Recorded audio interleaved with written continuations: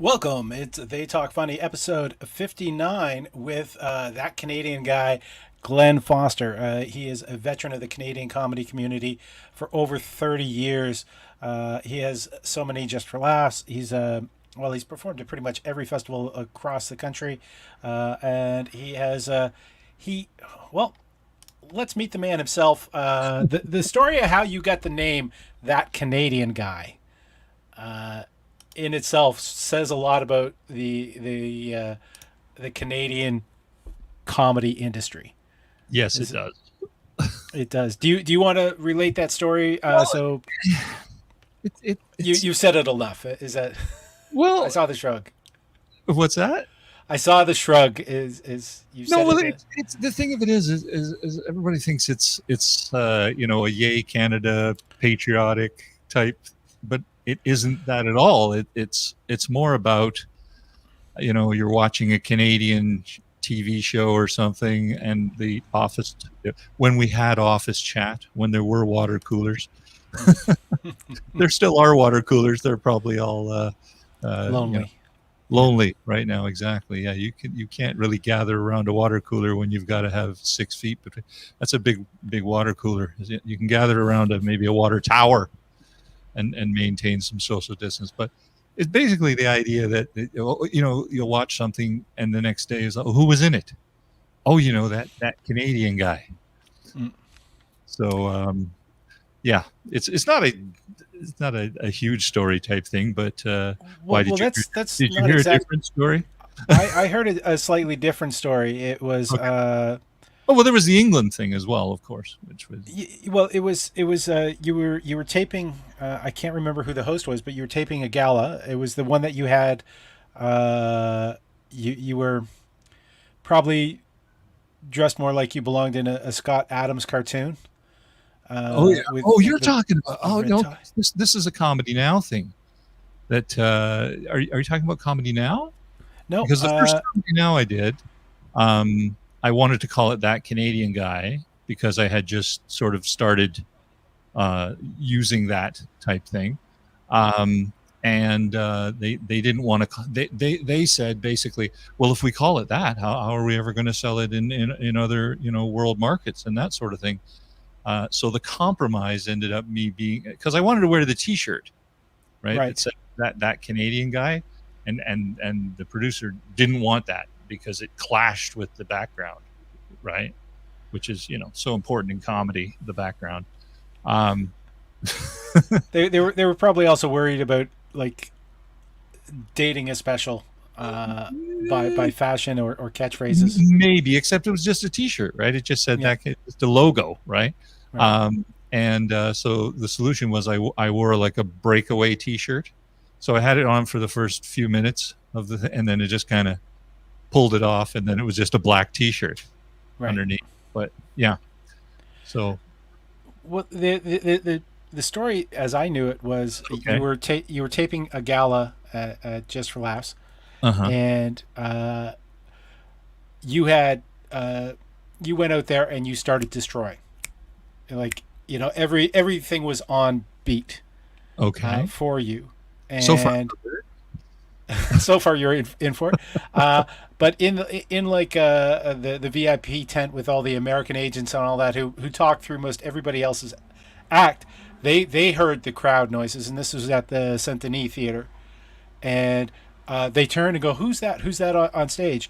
And somebody said, "That Canadian guy," okay. and that's how I heard you got the moniker as that Canadian guy, because you sort of wanted to capitalize on it because you had festival buzz, but no one knew who you were because you were No, a it, Canadian. it sort of came before that, I think. Part of it was when I was in England around like '98 or something like that.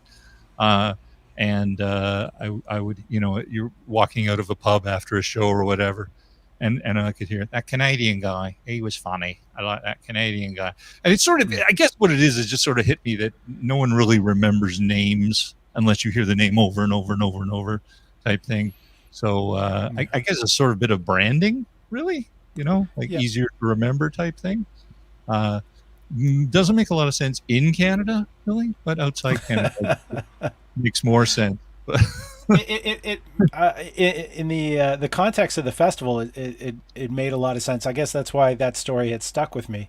Oh, okay. Um, I didn't even but know that story, and it's about me.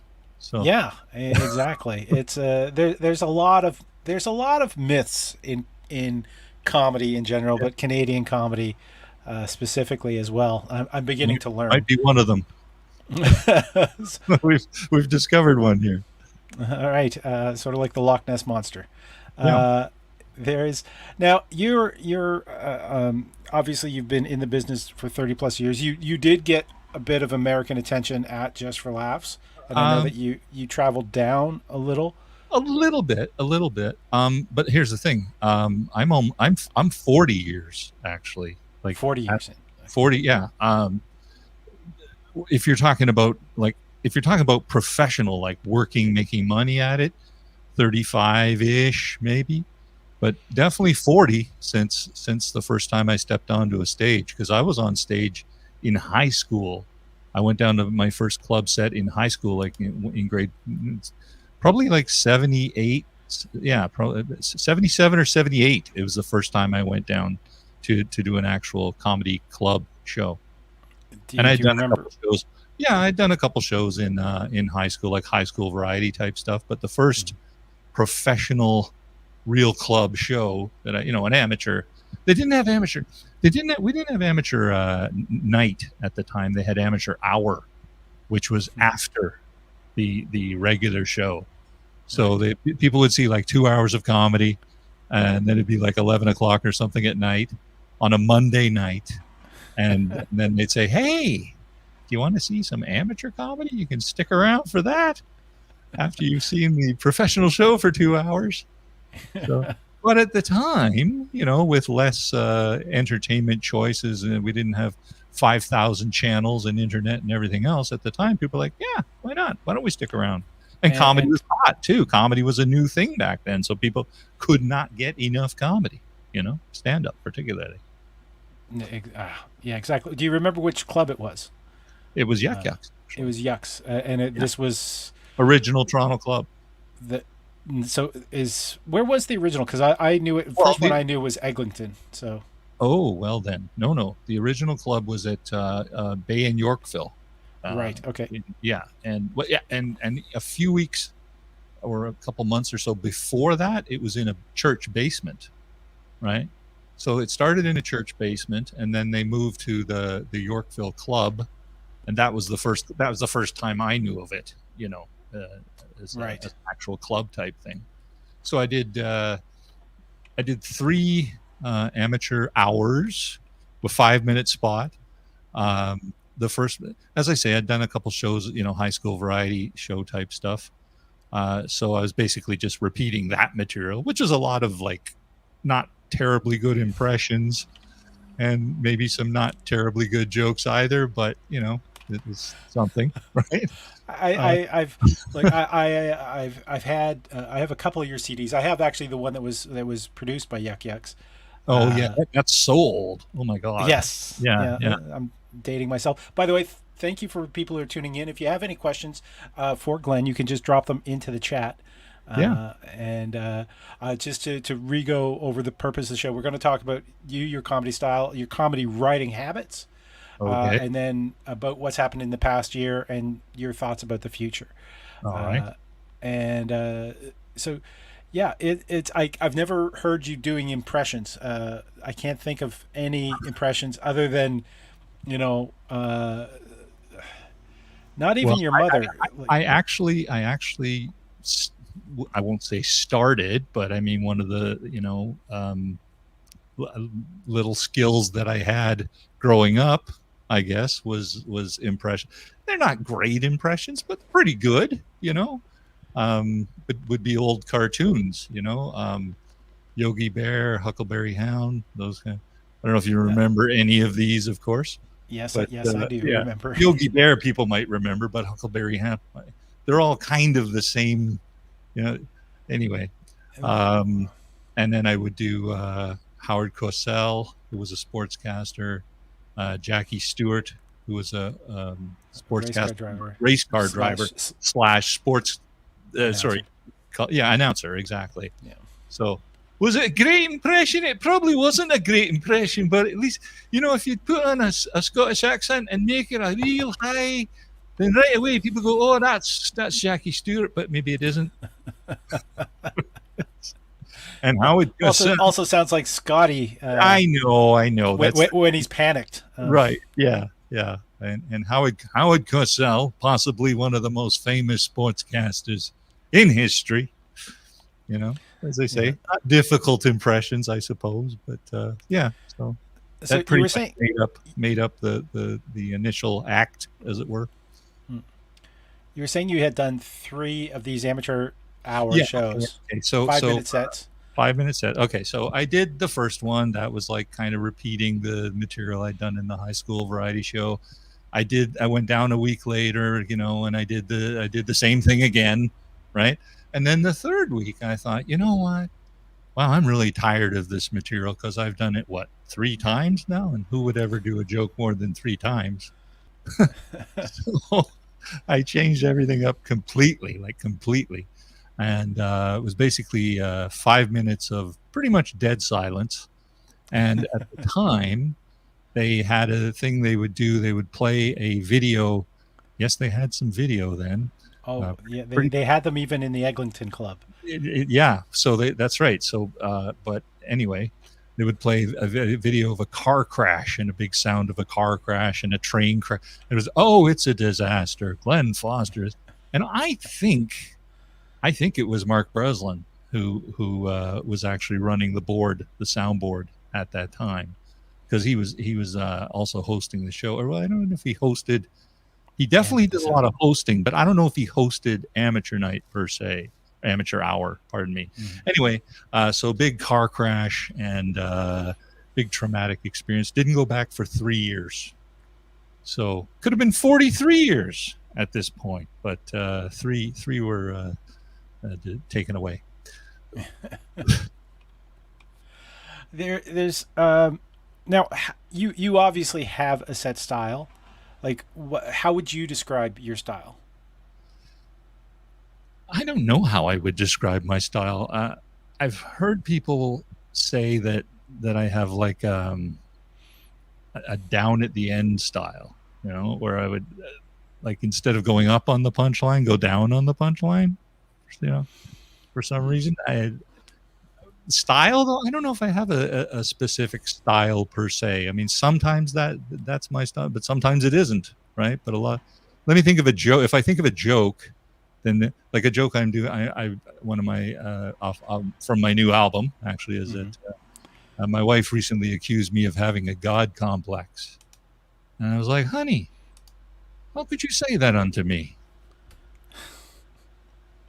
So nice. is that a go? I don't know. I don't know if I have a specific style. I guess the jokes sometimes have a style. I use a lot of misdirection. I do like to try and take people by surprise, and I do like to kind of lead them down a different path before we get there. Word to the wise: please don't follow Glenn into an alleyway after the show. You might lose your wallet. There's I consider you surprise. That's the surprise. That's the surprise. Sorry to give away the twist ending. That's all right. Unchecked is his new CD, which is available on pretty much all online platforms. Yeah, it's the first. It's actually called a CD, but I call it an album because there are no CDs. Right. There are no CDs. Right. We're in the digital age now. Nobody wants anything physical. Right. But an album contains pictures for most people these days, so it's hard to call it an album or an LP. Well, an LP still works. No, because that is a specific name for a long playing record. That's what LP stands for. But it's a long playing comedy sketch. Yeah, I guess we'll have to just call it content. Everything is content these days. Content is king, so therefore, it is the king of content. Right. And for people who are interested in getting it, also there are links on that. If you go to the website thatcanadianguy.com, there's a whole bunch of you can list. There's samples right there, video samples. It is audio. The album is audio, but there was video taken, so there are some video samples as well. But there wasn't enough video. Like I didn't make a a video Like out of DVD, it, yeah. because it's basically just a fixed camera, one shot, more of a fail safe, really, just to have another kind of mic in the room, right? Right. You know? If I was to describe your comedy, I would say you're not quite a storyteller. I mean, you tell stories, but I don't they're think I'm a not always storyteller. personal. I don't think I'm a storyteller at all. There is more personal, more of my personal life in this album than there ever has been, actually, because I do sort of delve into some personal stuff but I've never really done that. I've never really been big on a lot of most of my stuff is observational. It's outsider perspective, right? So a little bit in this one, not a lot, but a little bit. I'm turning that around and examining my own life type thing. Right. Okay. Yeah, I was gonna caveat it with it being more fictional stories, that you use a good number of act outs. Yeah. And even though you're not doing impressions, you still have certain voices for certain characters. Yeah, that's true. I definitely do use my voice, not necessarily do impressions, but you're right. But in terms of act outs, I don't think I'm certainly not like Mike McDonald level act out. No. But no one is. And I don't think I do a whole lot. I mean, because you can listen to me and it's almost as good as seeing me. Yes. Right. There is Because I'm not overly gregarious or personable on stage, and as again I say, the jokes are more outside perspective, observational type humor. If I can quote one of your older jokes, Sure. It's there's the joke that you have about well, you do a joke earlier about how you like to write checks because you're not in a hurry, and then you use that in a callback. Oh, right. You're talking about your mom is worried about you living in the city because because drug deals.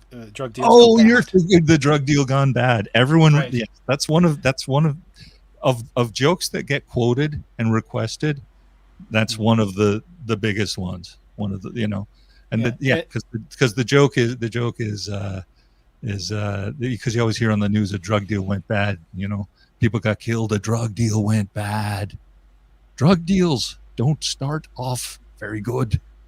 Everybody has cash, automatic weapons. They're high. It's dark. It's illegal. Lot of room for error. Must be good drug deals. Never make them 2 for 1. Say that is a good drug deal. And then the callback part is I could just see me in a drug deal. So who should have been? Oh, you don't take checks. Well, this would be one of those ones that goes bad. I've read so much about it. Yeah. I do love callbacks.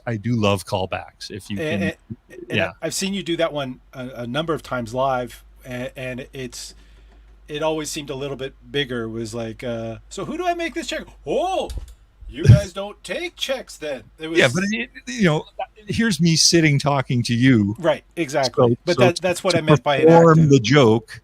It would be a little weird, Yes, yeah. Yeah, but when you're on stage with the energy and everything else. But yeah, that's one technique that I do make fairly extensive use out of and have over my career is definitely callbacks.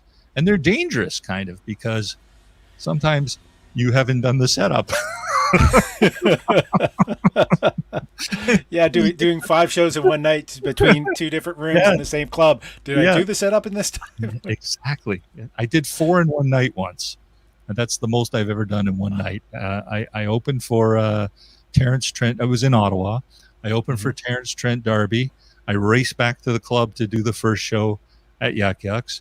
Then I went out to do some small corporate something or other.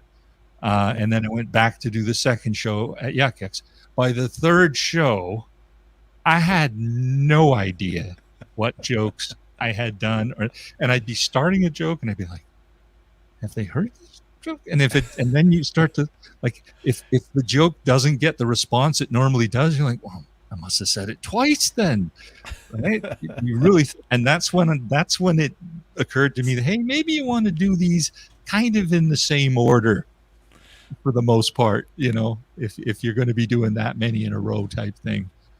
Because you either don't know that you said the joke, or you say the joke that you don't know. You either do repeat it or you think you're going to repeat it, right? So yeah, that was a nice little lesson there. And also, the other reason they're dangerous is because if you put one in a set that you're doing for, say, Comedy Now or something like that, you don't have control over the editing, right? Right. So they could take out the setup. Whoever's the original joke where the callback is gonna. Yeah. That's right, and then there's no callback, and it's the same as listening to an album, just listening to one track that might have a callback in it to a track that was theoretically 20 minutes ago, but you didn't hear that track, you just heard the callback, right? So they're fun, but they're dangerous.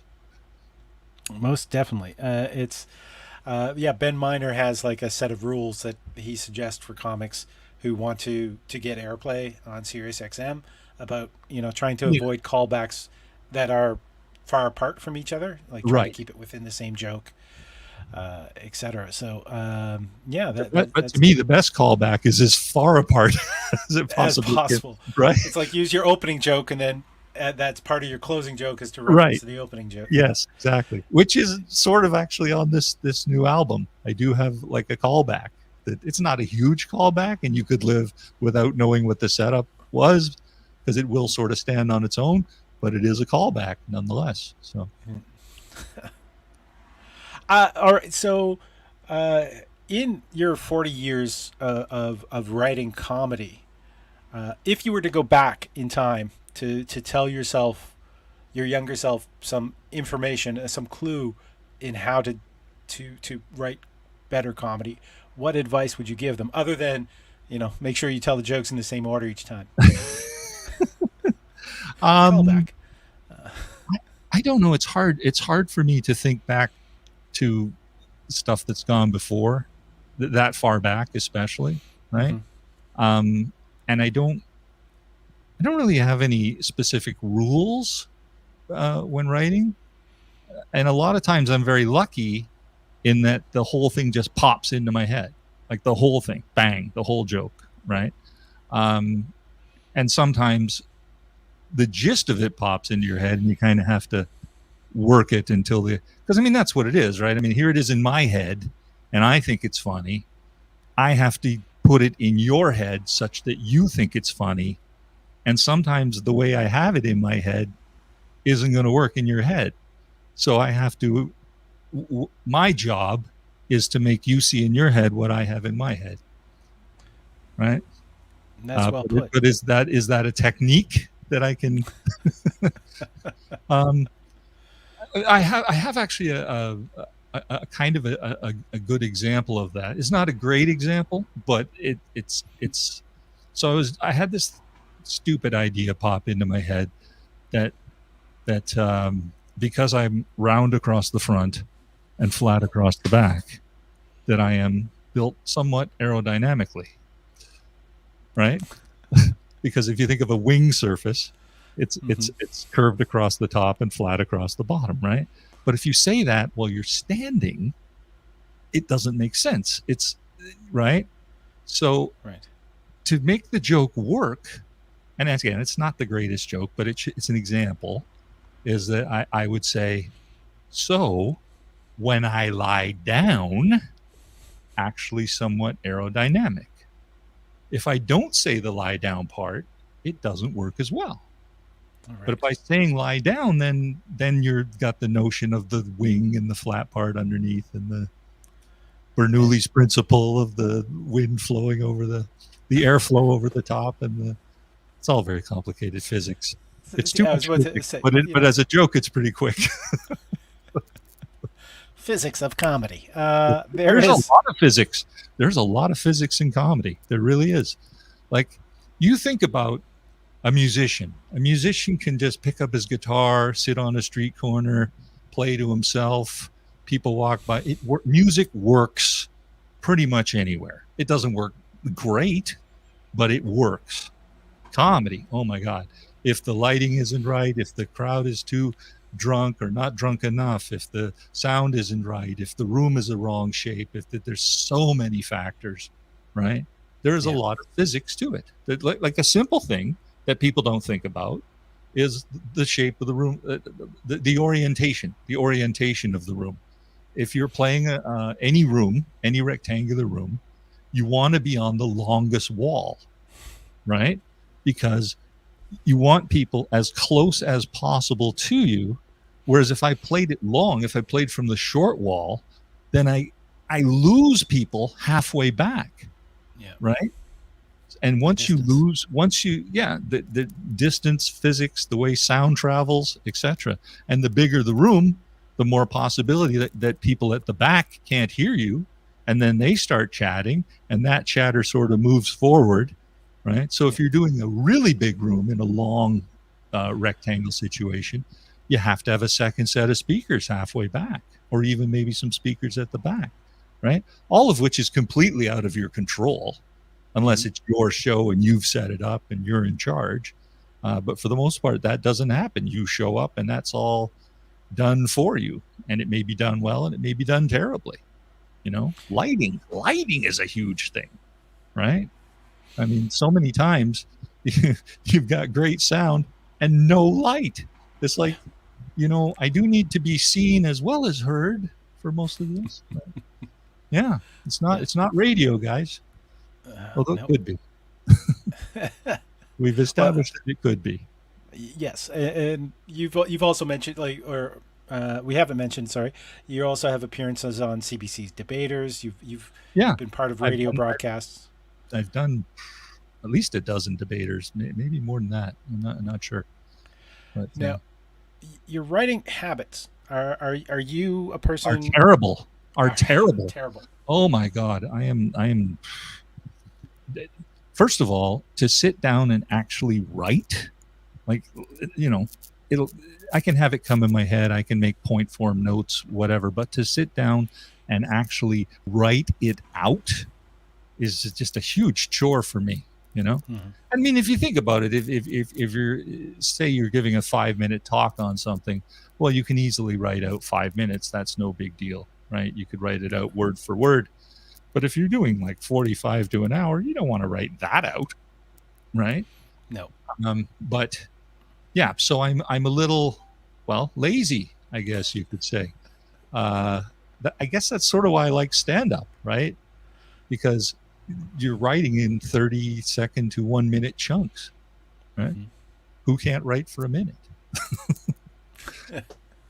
but yeah. So as far as discipline, film scripts are generally it's a full page is a minute of film.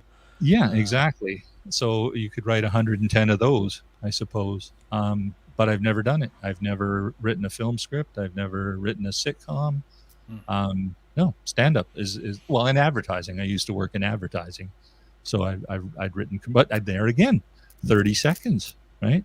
30 seconds a minute. That's advertising, right? So there's a lot of similarities actually between advertising and comedy.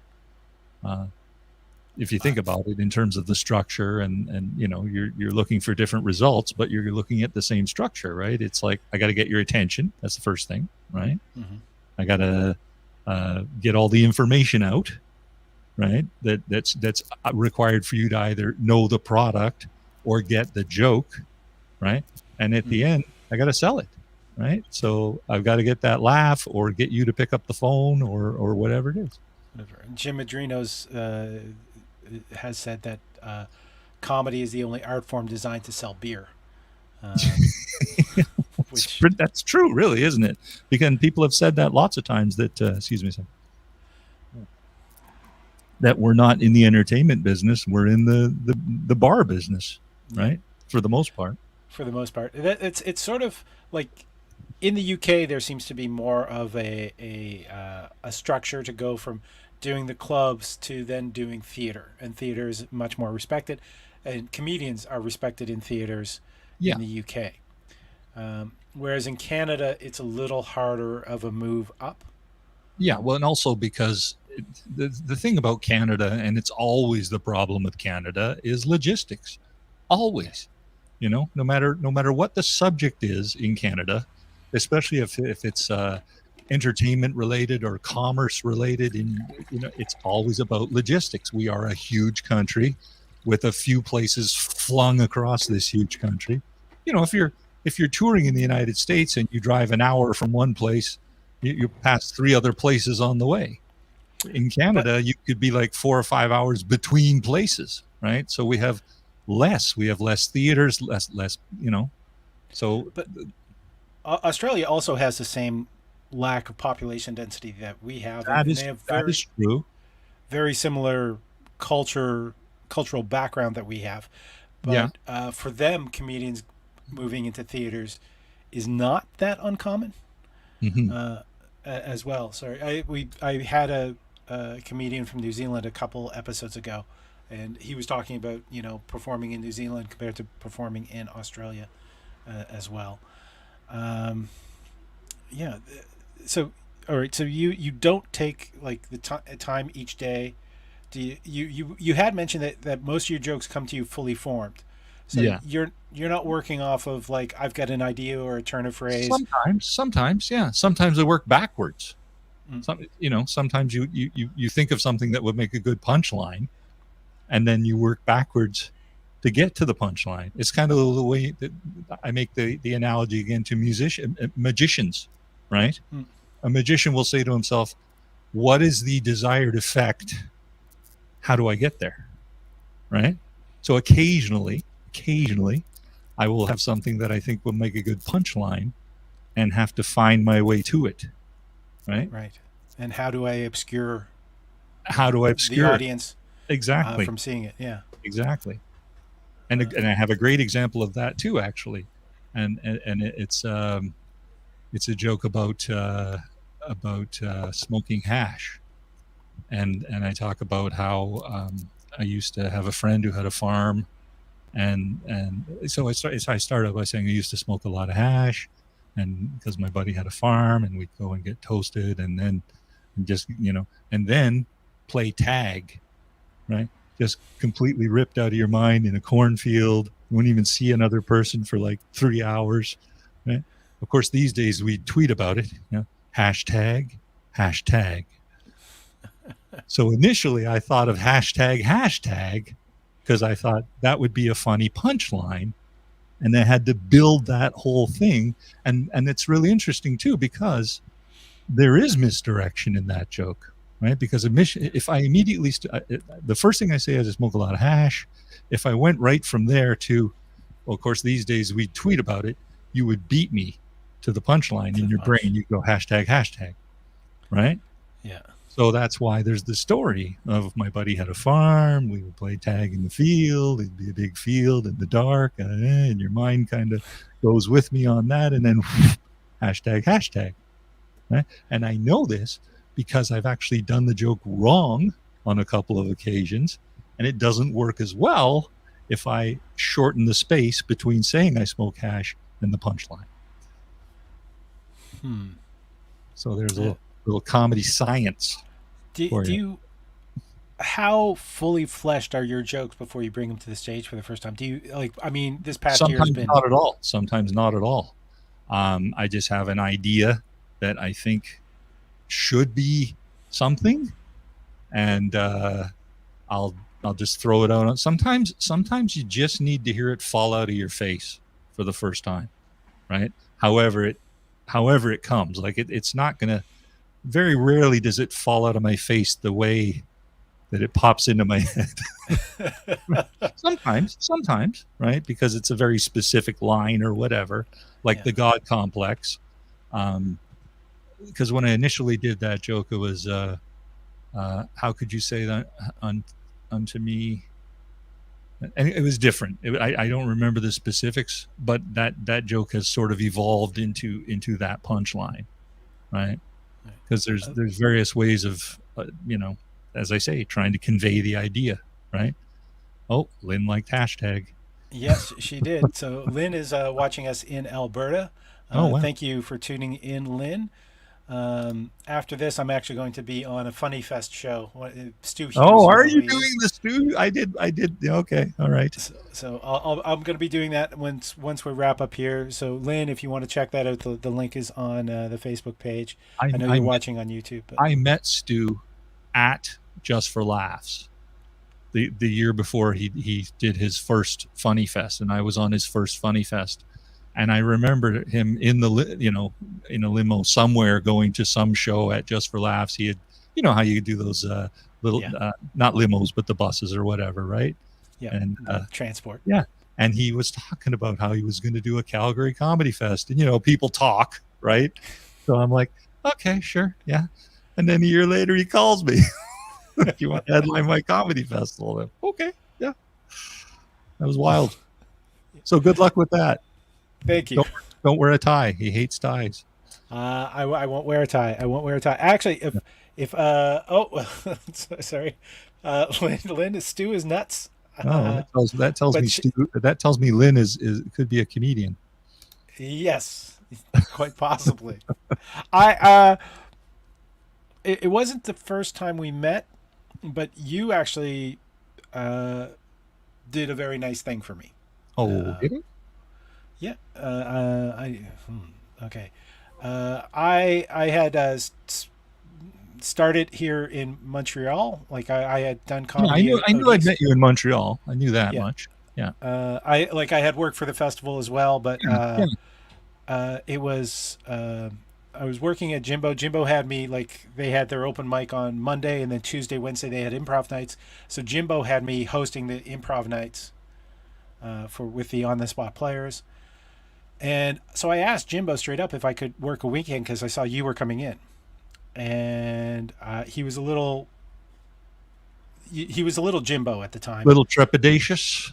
Well, non-committal. And No, so but I that was Jimbo, man. He would be very non-committal and yeah, terrified that someone was going to go on to a Friday or a Saturday night show and bomb.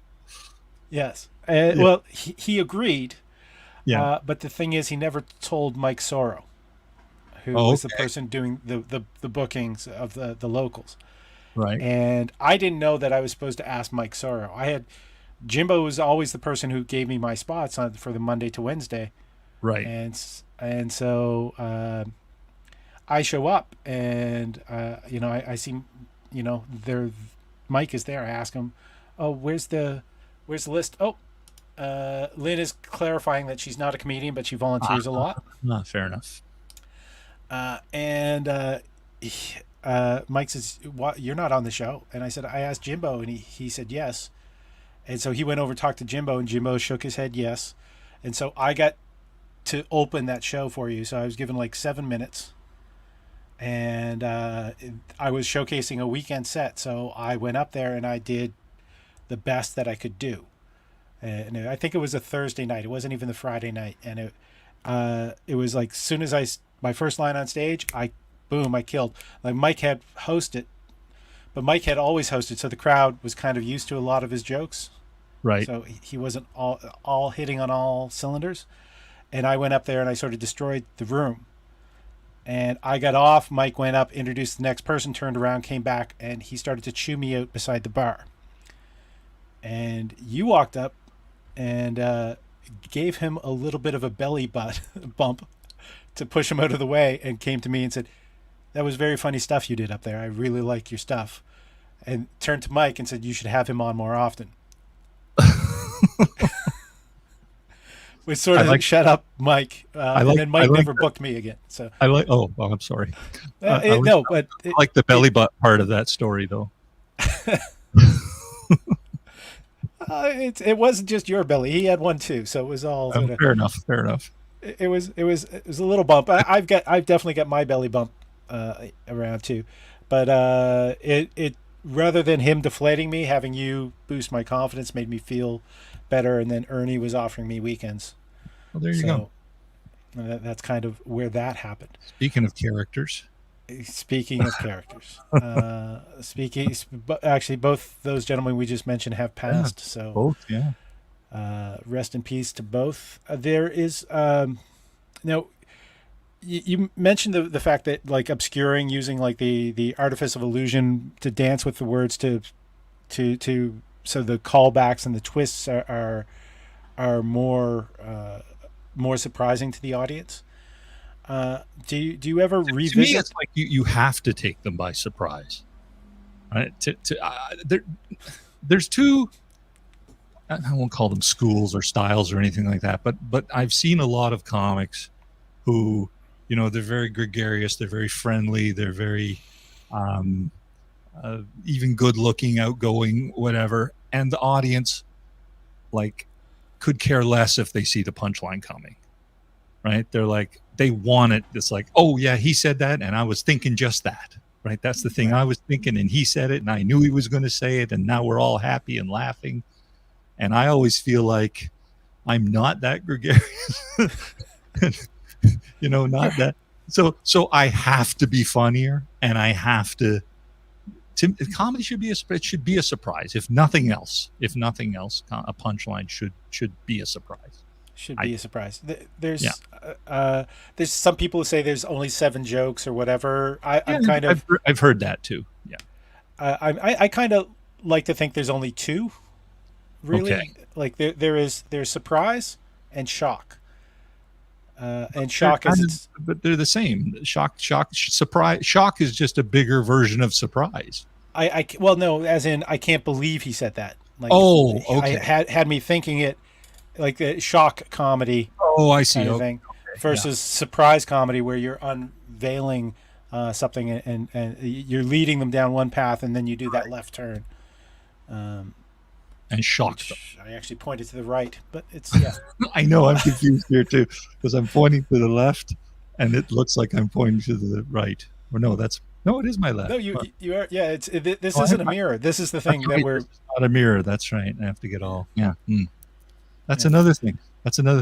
It's a really small thing, but on stage, you have to remember that the audience is looking at you. Right. So if I say, the other day, I can do that, but I can't go, the other day, you know what I'm saying? That's the future. Or this is the future. This is right. If I'm doing that right now. If you're ever doing comedy for an Arabic audience, or anyone that reads from right to left. Right to left. Chinese is written right to left and vertically too, right?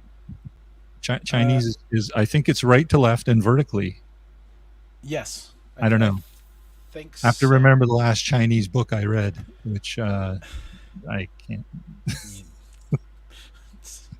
We just certainly don't want to make fun of the Chinese.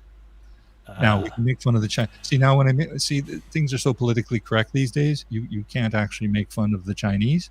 But so if you do anything you have to make sure that you let them know that you're actually making fun of the Chinese government. Right? Mm-hmm. That's fine. That's no problem. This is something because you've been rather outspoken about woke culture, or I don't even really know what woke culture is, but I've been a little outspoken about. For example, okay. So this is my T-shirt. The new T-shirt, exactly. Which is available on that CanadianGuy.com. Now I have to hold it the right way so that it is there. You see. Anyway, it says if it ain't woke, don't fix it. And people go, well, what does that mean? And I say, I don't really know.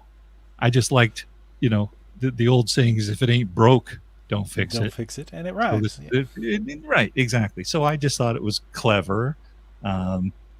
But if I had to guess at I think what it means is if something is of another time, that it's racist or horrible or whatever from another time, that you shouldn't try to update it or see it through today's lens. Just, we don't have to celebrate it, but let's not get all upset about things that are, said or, you know what I'm saying? Like, yeah. I'm not even saying let's not see. This is why I don't know what it means. I'm not saying don't get upset about it, obviously, but I'm saying don't expect things from another time to conform to modern don't be surprised, I guess, Right. is what the Yeah. that's what I'm trying. Have you heard Cat Williams' take on cancel culture? I have not specifically, no, but No. I do Okay. have my own take on it, which is on the album. Um, See, I couldn't be canceled at this point because really I haven't done anything, and it would be it would I be. actually remember. I think it was W5. You used to do a Oh closing yeah, that's right. segment. Those little closing bits. Yeah, yeah. Those were difficult too because no audience, right? That was basically comedy during COVID, right? There was no audience. It wasn't even a Zoom show, just no audience. I just did them in that. There was a weird little set that we did them on, and I think I Yeah. ended up doing like 5 or 6 of them maybe. And You with the short sleeve button up shirt and the tie, that's right. and That's right. Yeah. that probably Stu Hughes hated. And you'd That's go and yeah. you'd walk around front and you pull up your pant leg as you rest your leg on the desk. Well, because they didn't want me sitting at a desk because everyone the whole show is people sitting at desks. Yeah. So basically, I was just sitting at the front, sitting on the desk as opposed to behind the desk, I Right. suppose. But yeah, Doing that Andy Rooney, yeah, just and that was basically the model, was the Andy Rooney type thing. Yeah. So yeah. It's been a colorful career, most definitely. I mean, Well, let's hope it's continuing. But we'll see. yes. Oh yeah. No. I'm not. We're not writing a eulogy for a man who just put out an album. That's right. There's. Did you and Andrew Gross ever bury the hatchet? Or Oh yeah, long ago. Okay. Don't even need to mention it. all right, won't be mentioned There you past go. that. Yeah. There is now in the past year, I guess the W5 is probably a great example to talk about doing COVID shows and doing online shows. And I know that on your website that you have a place that people can put in their email so they can be notified of when you're doing online shows, so Yes. they get the chance to see you. I haven't done a whole lot of them, to be honest. And now, of course, with things opening up, it looks like a lot of those online shows are. It was amazing at peak pandemic. There's shows all the time. All the time, people are doing Zoom shows all over the world, all times of the day. And I think a lot of them have kind of wrapped up now. And so, being contrarian, I might just start one. Just in case. Please. Just for talking practice, really. I think I'm going to call it talking practice, because that's what it is, right? I mean, I've done a couple Zoom shows where you have like 20 people in the audience. 17 of them have their mics off, right? So you're basically one of the ones that has it on has the dog barking. Oh, sure. Yeah. Yeah. There's all kinds of fun you can have with Zoom that you don't have in a normal show. But on the plus side, you we'll call it in real life comedy. You could go to these little open mics where it's like 10 comedians watching one other comedian until it's their turn to get up. Right? Well, Yeah. that's like, it's the same thing as a Zoom show, except you don't have to leave your house. So there's that plus, right? It's Rodney Ramsey. I'm not sure if you're familiar with him. He's actually created an online comedy club. Yeah, I'd heard about that as well. I hadn't actually looked into it yet, but there's another group of guys in the States who have an actual VR comedy club, like with the you've got to wear the headset and you appear as a little avatar in front of the audience of avatars, right? Mm-hmm. But I didn't have a headset, so I couldn't participate. It's thankfully you don't have to have the headset to participate in that one, and he does the smart thing of having several moderators to kind of like mute people who's got too much background noise, but also keep them open. And there is a second screen where you get to see all the audience, so you can refer to people. See, that's what you need. Like the audience should see you, and you should see the gallery view. Right, so the audience should be have no choice. They should be stuck on speaker view, and the comedian, the performer, whatever, should see the audience view. But it doesn't always work that way because someone else is always mucking with the controls or whatever. So unless you're actually operating yourself or have someone operating for you, again, You're he at the uses a mercy of dedicated them. team, so there's 3 of them who are working Okay, on it. that's cool. This is StreamYard. That's the Yeah, what I use. They don't pay for sponsorship, but it's the easiest thing to get people online and I think chatting. the ideal situation is to have a bit of a live audience, right, that you're performing for, and stream that out, right? Yeah. But if it's a pure Zoom situation, then I think it's good to have like this situation, but you'd have your Zoom set up, you'd have your 30 people in the Zoom or 40 or whatever you've got in the Zoom, and then restream on a Facebook Live channel like this sort of thing, I guess. Yeah. There's Corey Mack is she's been doing a lot of stream of Zoom shows, Mm-hmm. and she intends post pandemic to be doing hybrid shows. Yeah, So you'll exactly. have the live audience as well as the screen, and also it like one of the things that I liked about Zoom shows is like, well, tonight I'll be in Alberta, but Yeah. doing shows with comedians from around the world. No, it's very cool in that regard. Yeah, it's definitely Uh, been good for networking. I wish I'd done more of it.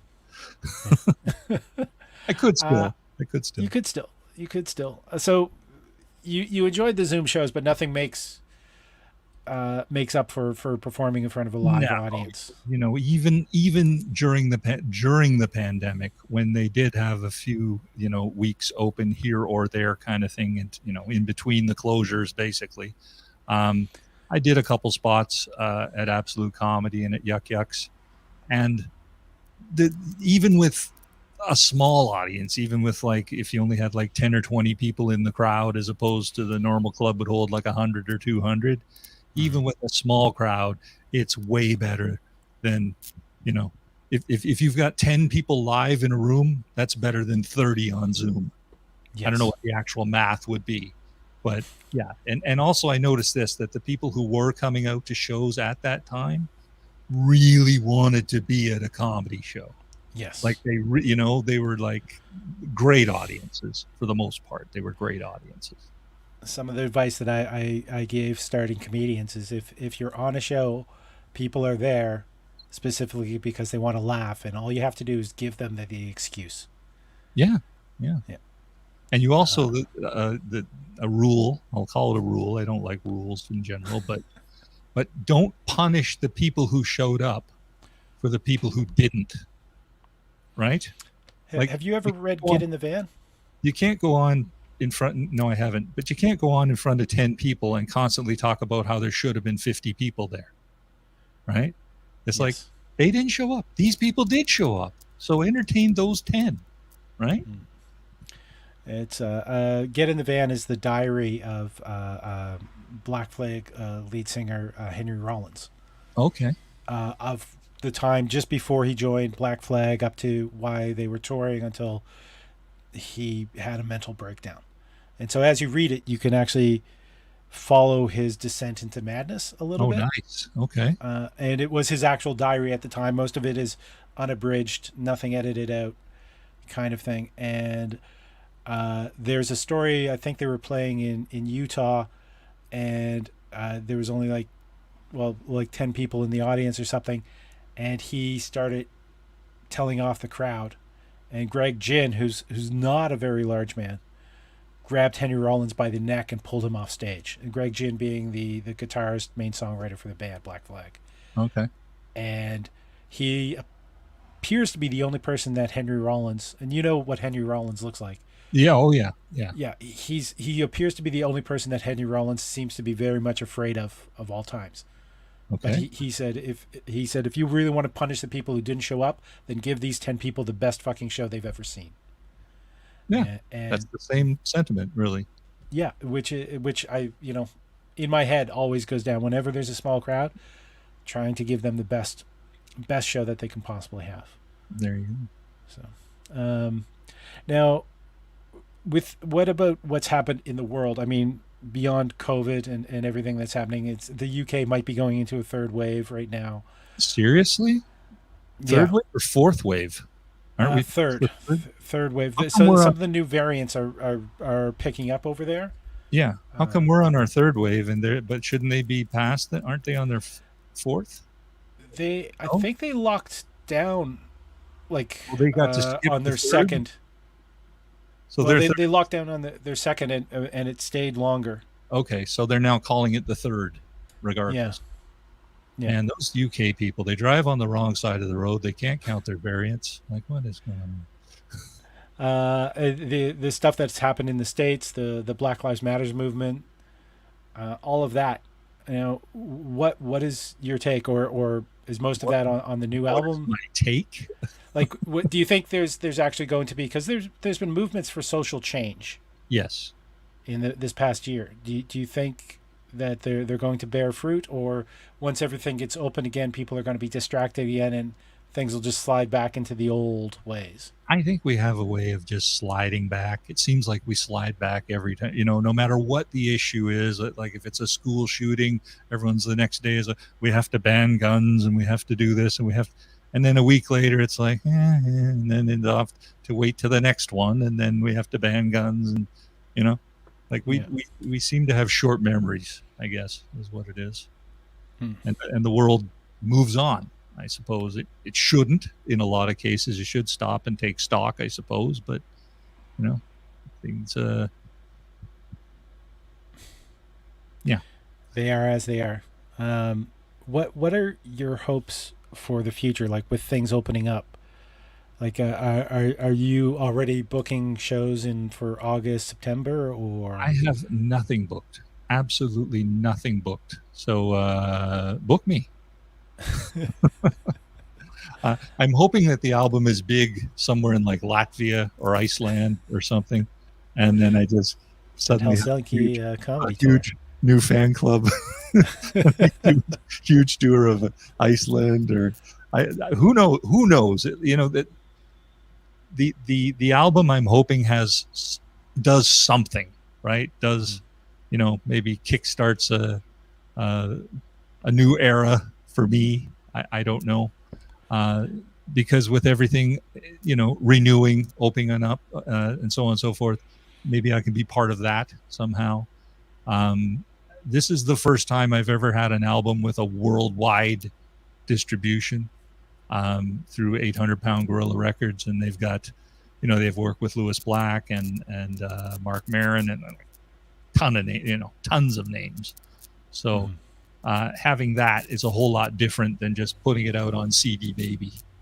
Yes. You know, so hopefully that does something, and maybe I get out there, you know, touring more, or find new fans, or they find me. That would be hard for me to go out and find fans. That probably easier for them to find me. Yeah, especially if you're walking around with a club and a net. Yes. There is. Now you mentioned that you believe that, you know, all the Zoom shows are going to go away. Do you think? I don't think they're going to go away all? completely. No, I don't think so. No. I think because it's also highlighted the fact that Zoom shows are good for people who can't get out, right? You know, there's a lot of older people who don't leave the house very often. You know, retirement homes. I don't know how that would necessarily work, but there is, if anything, they have proved that there is an audience for it, and there could be a continuing audience for it. And if the technology was better, if it was more of a see, Zoom is here's how to test how Zoom is not made for comedy, because when it's made for presentation, right? All the you know, teams, everything else made for presentation. A bunch of people watching one person, not necessarily having to respond. Right. You can do a simple test, get 10 people on Zoom and try singing happy birthday. Right. You don't hear a full happy birthday. What you hear is happy birthday, because what Zoom is trying to do is find who's speaking. Right. So it fractionalizes everything, and it's just not right. But if it was, and you know, these VR clubs and so on and so forth, I could see that being, and it's the future of live performance, probably. But the technology is just a long way off. Would you feel comfortable touring without leaving your house? Probably very comfortable. I love the being on stage part. but I hate just about everything else. Traveling. I used to love traveling up until 2001, when the world changed and everything just became a giant pain in the ass, right? And any form of travel just became a giant pain in the ass. You used to go to the airport and you'd walk in with like a half an hour before your flight at the most, right? None of this 3 hours early and go through this checkpoint and go through that checkpoint. And it's if I blame terrorists for anything, it's the general increase in pain in the ass that has happened in the world. The PETA effect.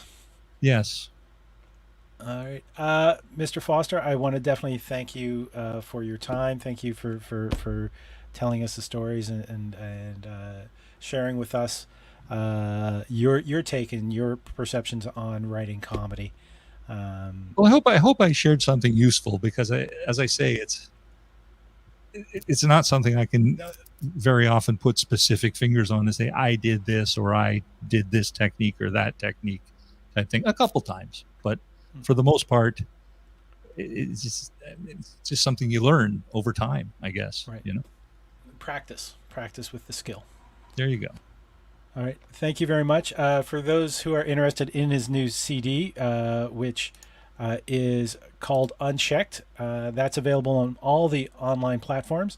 You can also find out and sign up to find out when he will be performing again at thatcanadianguy.com. I'm Paul Ash. This has been They Talk Funny, episode 59, with the fabulous Glen Foster. Thank you.